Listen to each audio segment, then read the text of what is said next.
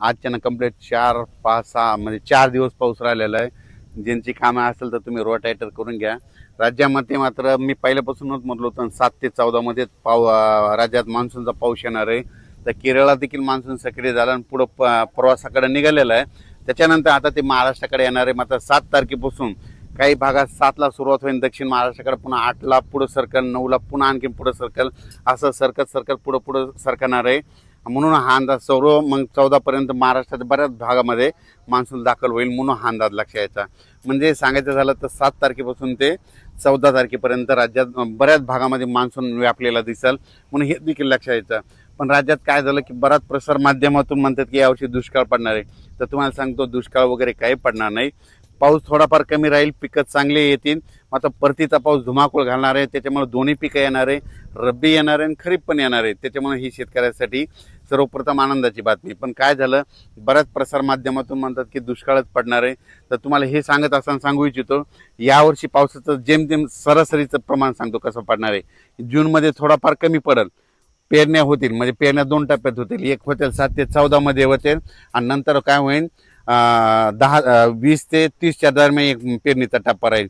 आणि त्याच्यामधून जर काही शेतकरी कोणाची वापसा नसली उरली तर मग 10 जुलै ते 15 जुलैमध्ये तिसरा टप्पा राहील. म्हणजे असे 3 टप्पे पेरणीचे राहणार. पहिल्यापासूनच मी सांगतो, म्हणजे 7 ते 14 मध्ये ज्यांच्याकडे ईदभर ओल गेली तर ते पेरणी करते.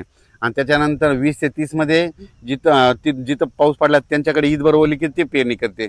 आणि त्याच्यातून काही जर काही पाऊस नसला, ट्रॅक्टर नाही भेटला, डिझेल नाही भेटलं, त्याच्यामुळे जर उरल्या तर 10 जुलै ते 15 म्हणजे असे 3 टप्पे पेरणीचे होते. पण शेतकऱ्याला सर्वप्रथम सांगतो, तुम्ही काय करा, पाऊस पडल्याच्या नंतर शेतामध्ये कुदळ घेऊन जा. आणि कुदळ घेऊन झाल्याच्या नंतर तुमच्या जमिनीमध्ये काय करा, अशी ईदभर ओल गेली, अशी ईदभर की कधी पेरणी करू शकतात. मग काय होतं ना, शेतकरी काय करतात, हे 4 बोट ओल गेली की त्याच्यावर पेरणी करतात आणि तुमची पेरणी फेल जाते. म्हणून चांगली ईदभर ओल गेल्याच्या नंतर, पेल्याच्या नंतर महिनाभर जरी पाऊस नाही आला तर ते तुमचं पीक उगवतं आणि ते ताशी देखील लागतं.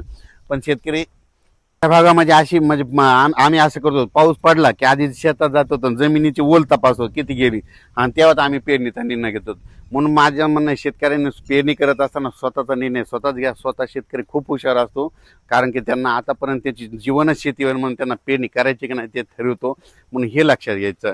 त्याच्यानंतर काय झालं की आता हे जे पाऊस आहे 7 तारखेला काय होईल, सुरुवात मात्र इकडून दक्षिण महाराष्ट्राकडून होईल. म्हणजे कोल्हापूर जिल्हा, सातारा जिल्हा, पुणे जिल्हा, त्याच्यानंतर इकडं अहिल्यानगर जिल्हा, बीड जिल्हा, धाराशिव जिल्हा, लातूर जिल्हा, परभणी जिल्हा, नांदेड जिल्हा, ह्या पट्ट्यामध्ये काय होईल, दक्षिण भागाकडून यावेळेस पाऊस येणार आहे.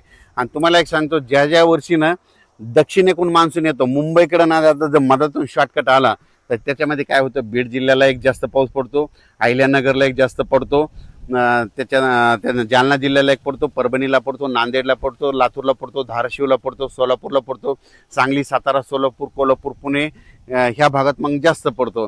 पण हे जे पाऊस जर मुंबईकडून तिकडे गेला तर मग ते काय होतं, उत्तर महाराष्ट्राकडे जास्त पडतो. आणि हे जे बीड जिल्हा, लातूर जिल्हा, धाराशिव जिल्हा, अहिल्यानगर ह्या भागाला कमी पडतो. पण यावर्षी ह्या बीड जिल्ह्याला, अहिल्यानगरसाठी खूप आनंदाची बातमी, यावर्षी मध्ये दक्षिणेकडून मान्सूनमध्ये येईल आणि पुढे न जाता मधातूनच कट हाणल्यामुळे काय होईल, तुमच्या भागाची पेरणी लवकर लागेल. त्याच्यानंतर परभणी जिल्ह्यात देखील काय होणार आहे, हे पाऊस काय होणार, असा खालूनच म्हणजे दक्षिणेकडून असा पुढं सरकत येणार आहे. आणि ते फक्त काय होईल, थोडा नंदुरबार जिल्ह्यासाठी, धुळे जिल्ह्यासाठी थोडाफार कमकुवत राहील. पण त्यांना देखील काय होईल, ते मान्सून पुढं आल्याच्या नंतर त्यांना मात्र रिमझिम पाऊस त्यांना सुरू राहील. इकडे पाऊस सुरू झाल्याच्या नंतर त्यांना रिमझिम पाऊस सुरू होईल आणि त्यांच्या रिमझिम मध्ये जर ईदबल वर गेली तर ते शेतकरी पेरणीचा ते निर्णय घेतील. करायला परत एक सांगतो, आमची इकडे परिस्थिती कशी, आम्ही ईदभर ओल गेली की पेरणीचा निर्णय घेतो. आपण आपलं जसं तुमच्या भागात कसं करतात तुम्ही तुमचा निर्णय घ्या आणि पेरणीचा आम्ही पाऊस येण्याचं, पाऊस कसा येणार त्याचं काम सांगू आणि तुम्ही तुमचा पेरणीचा निर्णय स्वतः घ्या. आणि बियाणे निवडत असताना आपल्या नातेवाईकाला, आपल्या स्वतःच्या अनुभवानुसार कुठं आपण स्वतः डोळ्याने पाहिल्यानंतर त्या बॅग निवडल्या तसेच बियाणे निवडा. मी देखील आता माझं शेत आहे, यावर्षी माझे 20 एकर सोयाबीन राहणार आहे आणि कापूस देखील राहणार आहे.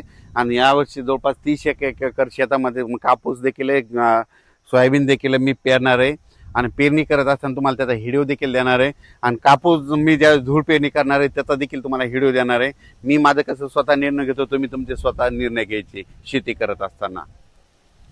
7 जून पासून जे काय होईल तसं तर 6 तारखेला वातावरणात बदल होईल, पण 7 जूनला काय होईल ते वातावरणात बदल होईल, लगेच मान्सूनचा पाऊस बऱ्याच भागामध्ये आलेला दिसेल. मग ते पाऊस मग काय होईल, दक्षिण महाराष्ट्राकडून जे इकडून आल्याच्या नंतर मराठवाड्याकडे येईल, पुन्हा विदर्भाकडे, ह्या इकडं यवतमाळ जिल्हा, नांदेड जिल्हा, चंद्रपूर, वर्धा, नागपूर